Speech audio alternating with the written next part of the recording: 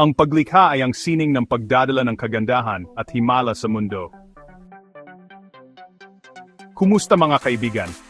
Ngayon, alamin natin ang isa sa mga pinakanakakatuwang at nakaka-inspire na kwento, ang paglikha ng mundo.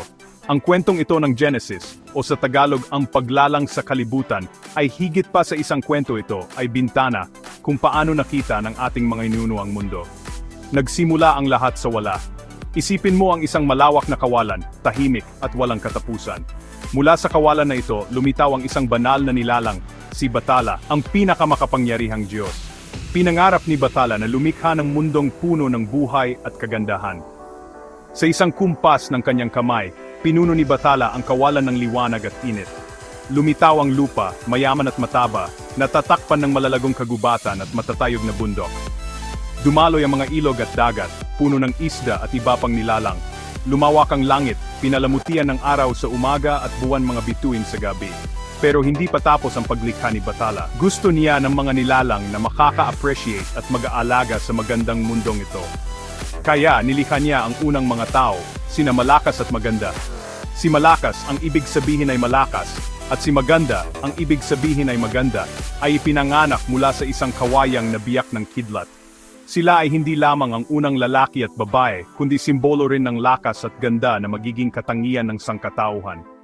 Magkasama nilang ginalugad ang mundong nilikha ni Bathala, humahanga sa mga kababalagan nito at natututong mamuhay ng naayon sa kalikasan.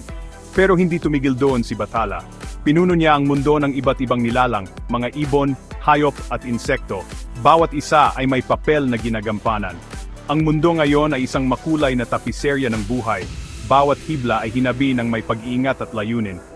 Ang kwentong ito ay hindi lamang isang alamat, ito ay refleksyon ng ating koneksyon sa kalikasan at sa banal.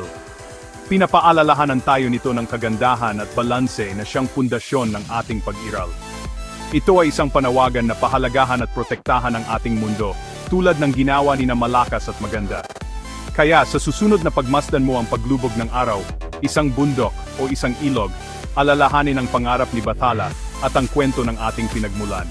Damhin ang lakas at ganda sa loob mo, at hayaan itong gumabay sa iyo sa pag-aalaga sa mundong ito na ating tinatawag na tahanan.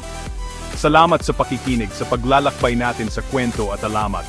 Kung nagustuhan mo ang kwentong ito, huwag kalimutang mag-like, mag-share, at mag-subscribe para sa mas maraming kwento na magbibigay inspirasyon at mag-ugnay sa atin sa ating mga ugat.